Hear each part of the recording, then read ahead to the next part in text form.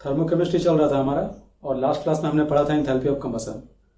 Already हमने enthalpy of formation पढ़ लिया था, हेस लॉ पढ़ लिया था, और दोनों में इंथैल्पी ऑफ फॉर्मेशन में और इंथैल्पी ऑफ कंबसन में दो इंपॉर्टेंट पॉइंट आया था कि किसी भी रिएक्शन का इंथैल्पी ऑफ रिएक्शन तुम रिएक्टेंट और प्रोडक्ट के फॉर्मेशन की हीट चाहे कंबसन की हीट के टर्म में लिख सकते हो।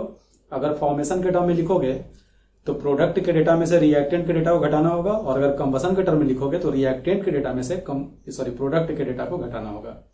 आज हम देखने जा रहे हैं इंथैल्पी ऑफ हाइड्रोजनेशन। इसमें ऐसा कोई इंपॉर्टेंट पॉइंट नहीं है, बस हाइड्रोजनेशन के रिएक्शन को देखना है और उसमें हीट एक्सचेंज कैसे होता है उसको समझना है। तो ये कोई खास इंपॉर्टेंट नहीं है, बस रिएक्शन का आइडिया दे रहे हैं। ठीक है, तो हेडिंग दो इंथैल्पी ऑफ हाइड्रोजनेशन। तो बच्चों अनसैचुरेटेड कंपाउंड आपको पता होगा। अनसैचुरेटेड कंपाउंड उसे बोलते हैं जिसमें या तो डबल बॉन्ड चाहे ट्रिपल बॉन्ड हो, यानी कि इसमें मल्टीपल बॉन्ड हो, चाहे उसमें कोई रिंग हो। कहने का मतलब जिसमें डिग्री ऑफ अनसैचुरेशन हो। अगर डिग्री ऑफ अनसैचुरेशन को हटाना है तो तुम्हें हाइड्रोजन से उसका रिएक्शन कराना होगा। ऑर्गेनिक केमिस्ट्री में पढ़े होगे डिग्री ऑफ अनसैचुरेशन। हाइड्रोजन से जब रिएक्शन कराओगे तो अनसैचुरेटेड कंपाउंड सैचुरेटेड कंपाउंड में कन्वर्ट होगा, और इस प्रक्रिया में जो हीट रिलीज होता है उसी को हम बोलते हैं इंथैल्पी ऑफ हाइड्रोजनेशन। और ये भी फॉर्मेशन और कंबसन की तरह एक मोल के लिए डिफाइन होता है। ठीक है, तो सबसे पहले लिखो नीचे में when 1 mole of an unsaturated compound, when 1 mole of an unsaturated compound is reacted with hydrogen to produce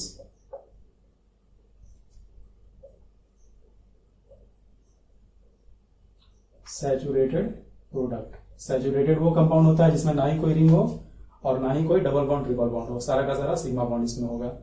ठीक है, to produce saturated product then heat exchange between system and surrounding.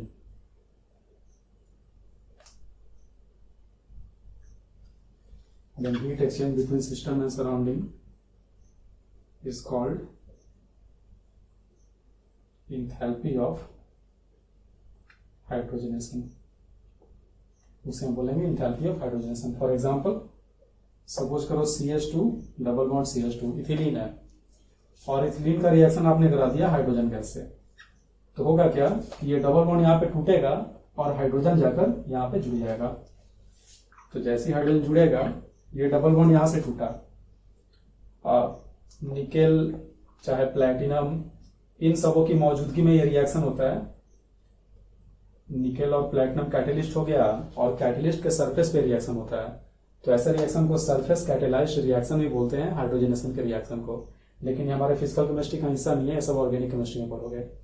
ठीक है, तो निकल प्लैटिनम के सरफेस पे CH2 जो भी हमारा अनसैचुरेटेड कंपाउंड है वो एडजॉर्ब हो जाता है, और एडजॉर्ब होने के बाद हाइड्रोजन जाकर उसे रिएक्शन करता है। तो हाइड्रोजन जब इसे रिएक्शन किया तो ये बॉन्ड यहां से टूटा, तो सिंगल बॉन्ड आ गया। जैसे ही बॉन्ड टूटा, ये कार्बन का वैलेंसी एक फ्री हो गया, और उस फ्री वैलेंसी में हाइड्रोजन आके जुड़ गया, तो बन जाएगा CH3। इस जगह पे ये वाला ये हमारा एक पाई बॉन्ड है। डबल बॉन्ड अगर है तो एक सिग्मा एक पाई होगा। तो यहां हम नोटिस कर रहे हैं कि ये पाई बॉन्ड टूट गया, और पाई बॉन्ड जो टूटा उसके जगह पे हाइड्रोजन आकर अपना बॉन्ड बनाया, यानी कि पाई बॉन्ड सिग्मा बॉन्ड में कन्वर्ट हुआ। आप पढ़े होंगे बॉन्डिंग में, केमिकल बॉन्डिंग में, कि जो सिग्मा बॉन्ड होता है वो पाई बॉन्ड की अपेक्षा मजबूत होता है। कहने का मतलब मजबूत बॉन्ड बन गया। मजबूत बॉन्ड बनेगा तो प्रोडक्ट स्टेबल होगा, तो हीट हमारा यहाँ पे रिलीज होगा। तो हाइड्रोजनेशन का जो इंथैल्पी होता है वो भी नेगेटिव साइन का होता है। कहने का मतलब हाइड्रोजनेशन का सारा रिएक्शन एक्सोथर्मिक होता है। ठीक है, दिखवाएंगे अभी। फिलहाल तो अगर इस रिएक्शन में डेल्टा RH हीट एक्सचेंज हुआ है, हम लिखेंगे डेल्टा RH बराबर हीट ऑफ हाइड्रोजनेशन किसका, C2H4 का, चाहे नाम ही लिख दो इथिलीन का। मान लो हम बात कर रहे हैं एसिटिलीन की, CH ट्रिपल बॉन्ड CH। ये जब रिएक्शन करेगा तो 2 हाइड्रोजन से करेगा। फिर से यहाँ पे कोई कैटलिस्ट ले लो, 2 हाइड्रोजन से रिएक्शन किया, क्योंकि यहाँ पे 2 पाई बॉन्ड है, 3 बॉन्ड है, एक सिग्मा होगा 2 पाई होगा। 2 पाई है तो दोनों अगर सिग्मा में कन्वर्ट होगा तो 2 मॉलिक्यूल हाइड्रोजन का यहाँ पे रिएक्शन करेगा, बना लेगा CH3। अब देखो ये एक सैचुरेटेड कंपाउंड हो गया, ये अनसैचुरेटेड था क्योंकि इसमें मल्टीपल बॉन्ड है, और ये सैचुरेटेड है क्योंकि इसमें सारा सिग्मा बॉन्ड है और साथ में कोई रिंग भी नहीं है, यानी इसका डिग्री ऑफ अनसैचुरेशन 0 हो गया। तो यहां पे भी जो हीट एक्सचेंज होगा उसे हम बोलेंगे heat of hydrogenation of acetylene. ठीक है, IUPAC में इथाइन होता है। तो हमने ये दो देख लिया स्टेट चेन में। सपोज करो तुम साइक्लोप्रोपेन की बात कर रहे हो, साइक्लोप्रोपेन। तो साइक्लोप्रोपेन में रिंग है, तो यहां पे डिग्री ऑफ अनसैचुरेशन है, ये चाहे तो अपना ये रिंग ब्रेक करके स्ट्रेट चेन प्रोपेन में कन्वर्ट हो सकता है। तो ये भी अगर हाइड्रोजन गैस से रिएक्शन करेगा तो ये बना लेगा CH3 CH2 CH3। तो ये सैचुरेटेड हुआ, अनसैचुरेटेड से सैचुरेटेड बन गया। तो इस प्रक्रिया में भी जो हीट एक्सचेंज होगा उसे हम बोलेंगे heat of hydrogenation of cyclopropane. ठीक है बच्चों, नोट करो इतना। तो तुम क्या नोटिस किए? तुम नोटिस कर रहे हो कि हाइड्रोजनेशन के रिएक्शन में या तो पाई बॉन्ड सिग्मा में कन्वर्ट हो रहा है, नहीं तो एक रिंग जिसमें स्ट्रेन होता है बहुत ज्यादा, वो स्ट्रेट चेन है ना अपने काउंटर पार्ट में कन्वर्ट हो रहा है। तो हम ये कमेंट कर सकते हैं कि because in hydrogenation reaction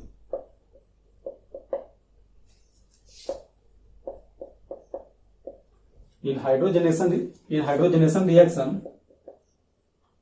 either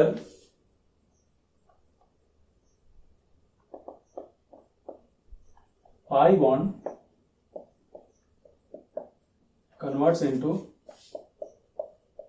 sigma bond, or because in hydrogenation reaction either pi bond converts into sigma bond or strained ring, ऐसा रिंग जिसमें स्ट्रेन है, स्ट्रेन का मतलब खिंचाव है उसमें बहुत ज्यादा, तो अनस्टेबल होगा। Strained ring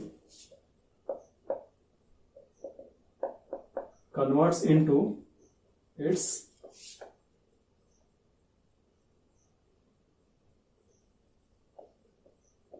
straight chain form. ठीक है, चाहे कन्वर्ट्स इनटू स्ट्रेट चेन, सीधे लिख दो converts into straight chain. In both cases,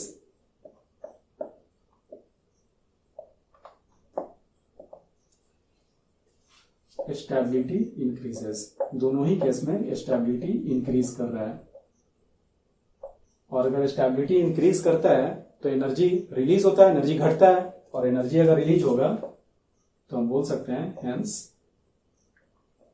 energy will release because of this all hydrogenation reactions are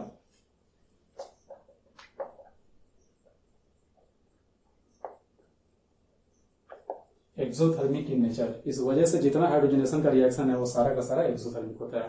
combustion में भी एक्सोथर्मिक था, हाइड्रोजनेशन भी एक्सोथर्मिक है, फॉर्मेशन एक्सोथर्मिक एंडोथर्मिक दोनों हो सकता था। तो सवाल में अगर हाइड्रोजनेशन का हीट दिया है चाहे कंबसन का दिया है, अगर साइन मेंशन नहीं भी करेगा तो तुम खुद से वहां माइनस साइन लगाओगे, क्योंकि इसका कोई एक्सेप्शन नहीं है। सारा हाइड्रोजनेशन का जो रिएक्शन है ना, जिसमें अनसैचुरेशन जो है खत्म हो रहा हो, सैचुरेटेड प्रोडक्ट मिल रहा हो, चाहे अगर पूरा मान लो ट्रिपल बॉन्ड से डबल बॉन्ड ही बन रहा होता, तो डिग्री ऑफ अनसैचुरेशन का कुछ हिस्सा सैचुरेट कर गया, तो उस केस में भी एनर्जी रिलीज होगा, क्योंकि कंपैरेटिवली तो मोर स्टेबल बना ही बना। तो जब भी हाइड्रोजनेशन होगा चाहे कंबसन होगा, दोनों ही केस में एनर्जी हमारा रिलीज होगा, दोनों का दोनों एक्सोथर्मिक नेचर का होगा। ठीक है, नोट कर लो इतना।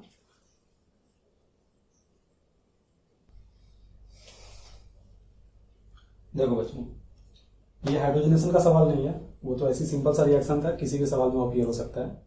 वहां कोई कॉन्सेप्ट नहीं था, बस बताया गया था कि हाइड्रोजनेशन का ये रिएक्शन होता है। अब हम तुमको क्या समझाने जा रहे हैं, हेस लॉ का ये एप्लीकेशन।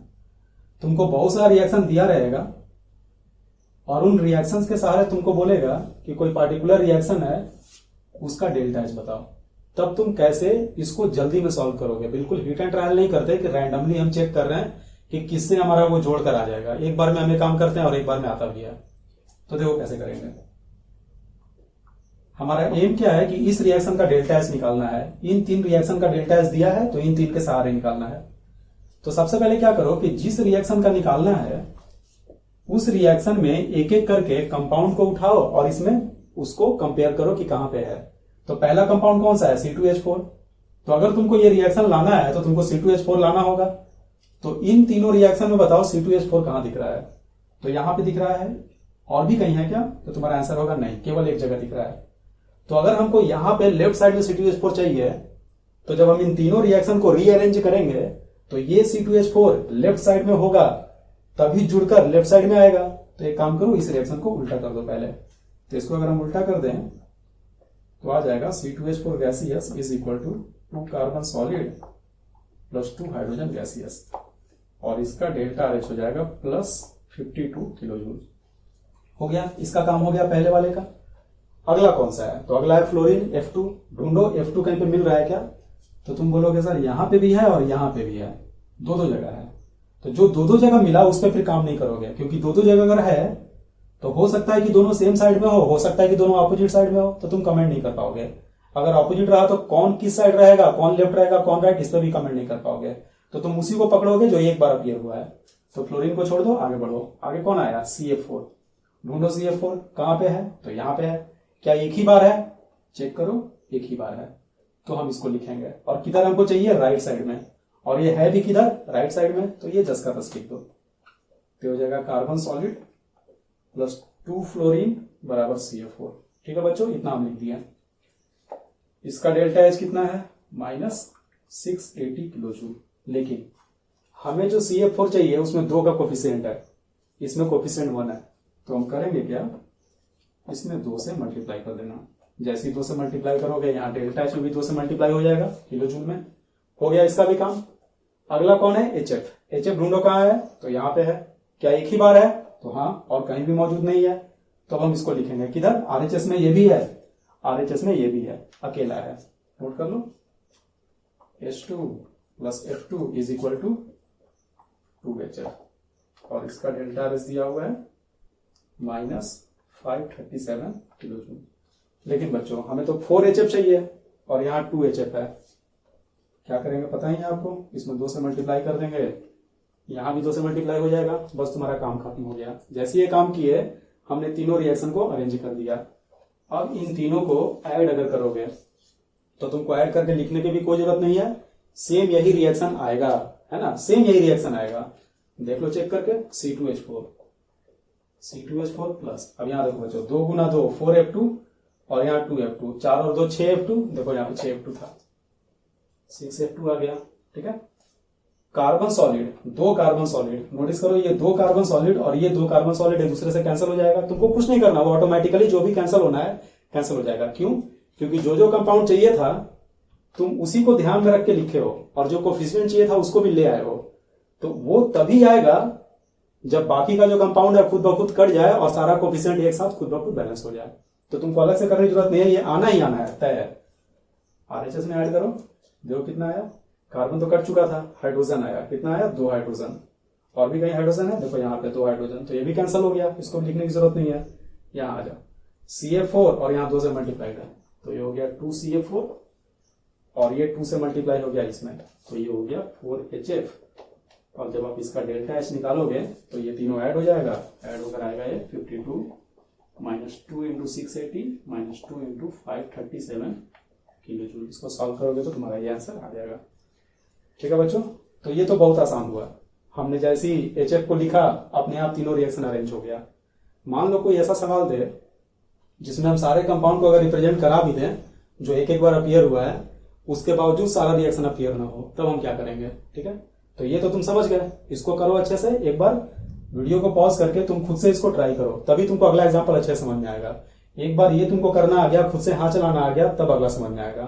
ठीक है, तो इसको खुद से एक बार ट्राई करो, मिलाओ, है ना, उसके बाद नोट करो, उसके बाद आगे वीडियो को प्ले करके अगला सवाल देखना जो कि हम करने जा रहे हैं। ठीक है,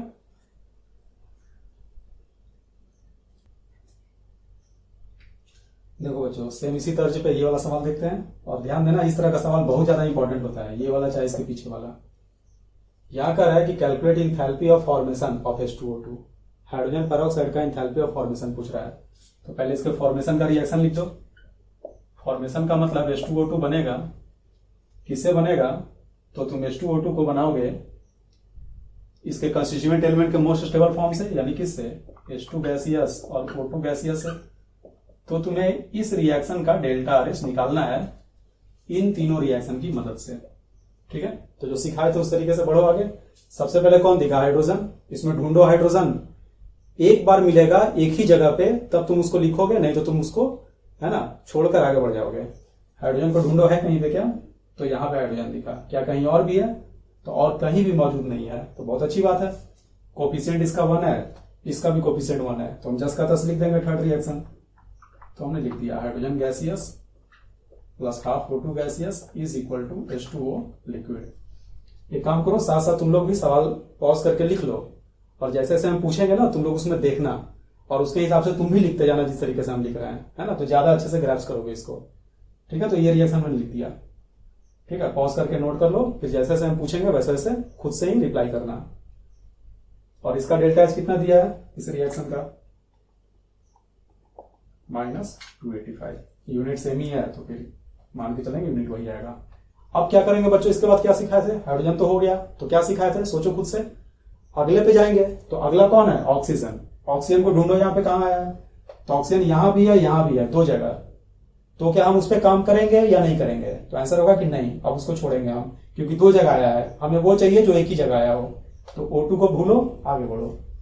O2 को भूल गए, आगे बढ़े। अगला कौन सा है? H2O2। अब H2O2 को ढूंढो, इसमें कहां पे है? तो H2O2 हमको यहां पे दिखा, लिक्विड फेज में। ठीक है, बहुत बार अलग अलग फेज में ही मेंशन कर देता है। ठीक है, तो लिक्विड फेज में दिखा हमको यहाँ पे। और कहीं पे है? नहीं है। हमको चाहिए किधर? RHS में। ये किधर है? LHS में। तो रिएक्शन उल्टा करना होगा, कर दो उल्टा। N2 gaseous plus 4H2O liquid is equal to N2H4 liquid plus 2H2O2 liquid. और इसका डेल्टा RH दिया है इस रिएक्शन का -818। अब देखो H2O2 यहां आ गया, हमें H2O2 RHS में चाहिए था, लेकिन यहाँ कोफिशिएंट 1 है और यहाँ कोफिशिएंट 2 है। तो हम क्या करें? इसे हम मल्टीप्लाई कर देंगे हाफ से, क्योंकि हमें 1 लाना है, वो रिएक्शन लाना है।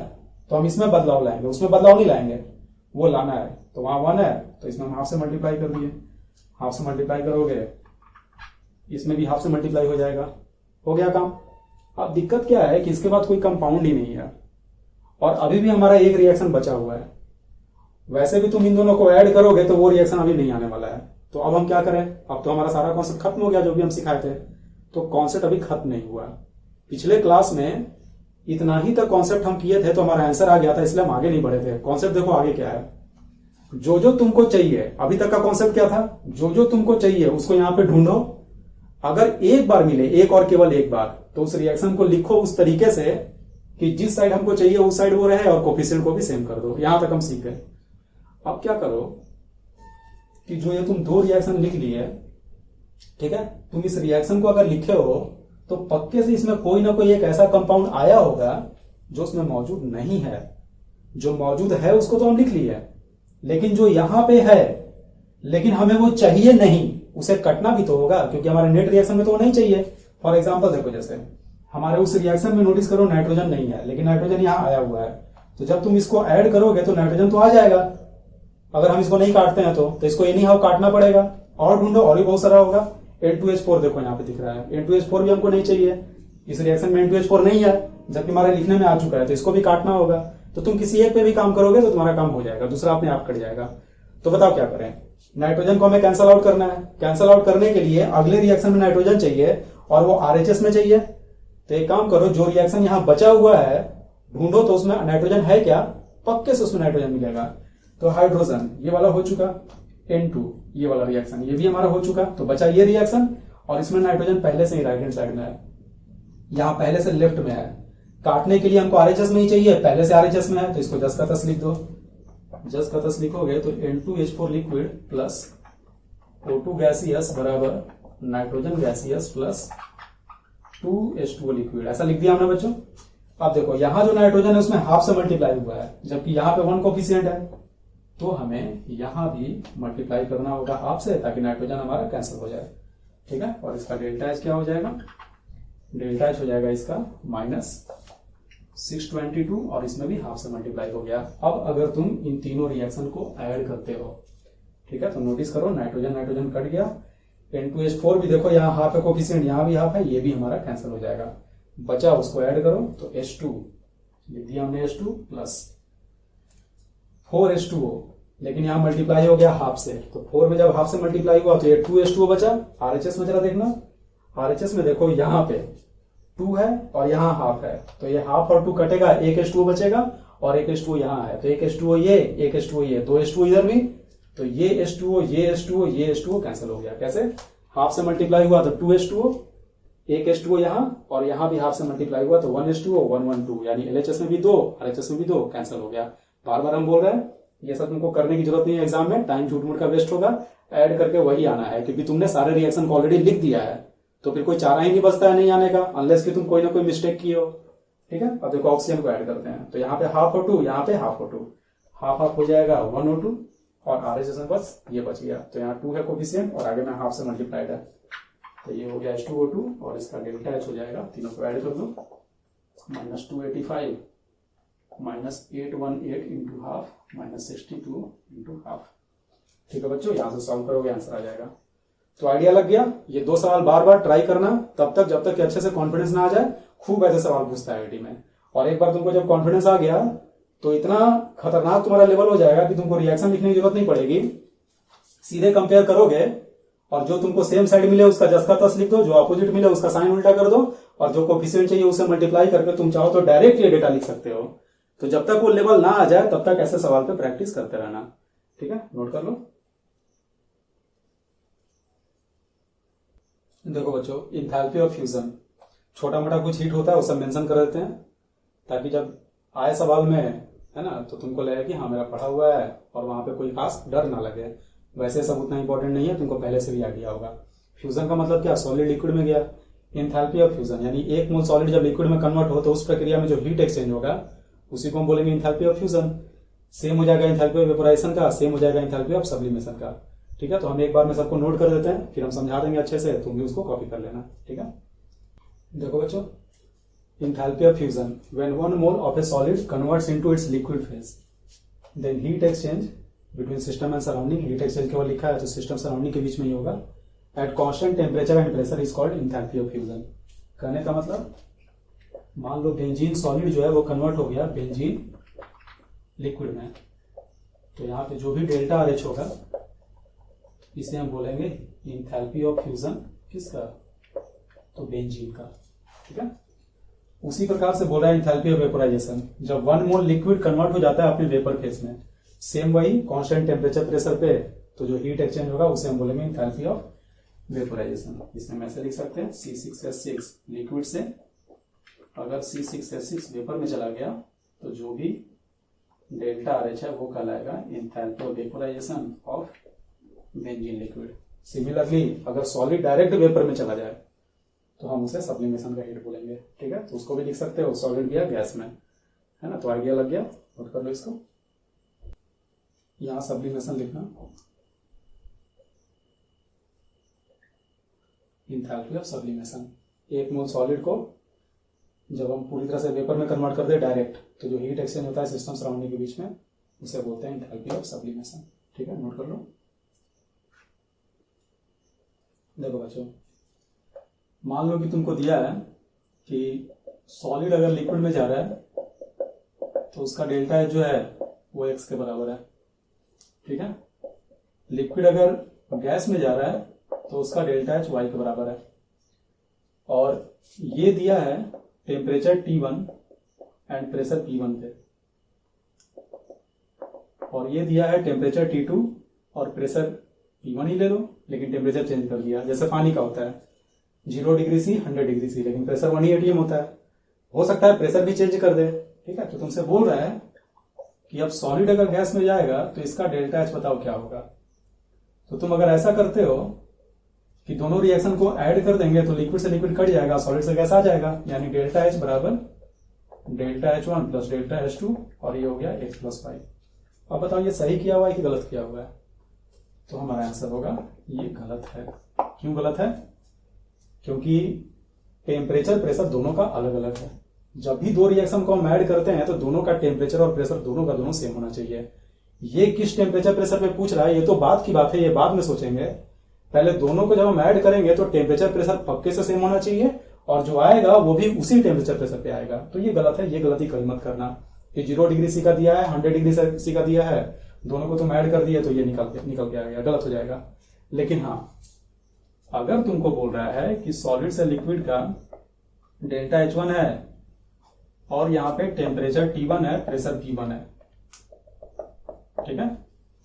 लिक्विड से गैस है वो डेल्टा H2 है और यहां भी टेम्परेचर प्रेशर सेम ही है, सेम टेम्परेचर प्रेशर पे एक्सपेरिमेंट कराया। तुम बोलोगे कैसे पॉसिबल है, तो हमको उससे मतलब नहीं है। डेटा अगर दिया है सेम टेम्परेचर प्रेशर का तो पॉसिबल होगा, अगर डेटा दिया है तो हम उसको इस्तेमाल करेंगे।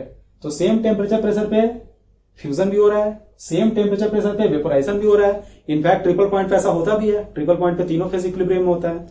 और तुमसे पूछ रहा है कि सॉलिड से गैस का बताओ और ये भी पूछ रहा है सेम टेम्परेचर प्रेशर पे T1 P1 पे ही, तब कोई दिक्कत नहीं है। यहाँ पे दोनों को ऐड कर दो, लिक्विड से लिक्विड कट जाएगा और डेल्टा H बराबर आ जाएगा delta H1 plus delta H2।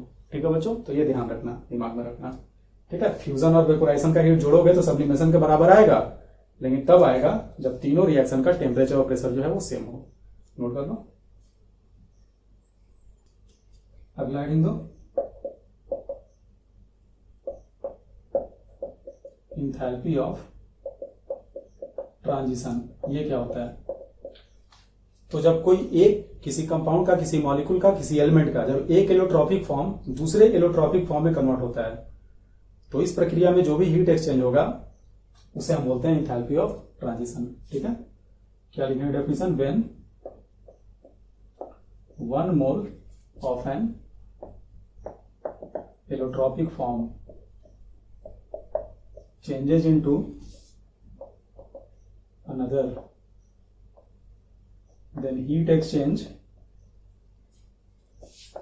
between system and surrounding, वही सारा चीज system and surrounding at constant temperature and pressure is called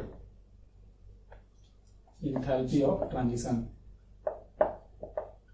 For example, बताओ क्या होगा? फॉर एग्जाम्पल कार्बन मान लो ग्रेफाइड है और ये कन्वर्ट हो गया डायमंड में, ठीक है, किसी गिवन टेम्परेचर प्रेशर पे। तो जो डेल्टा आर एच होगा वो हीट ऑफ ट्रांजिशन होगा किसका? किसमें? ग्रेफाइड का डायमंड में। ठीक है, नोट कर लो।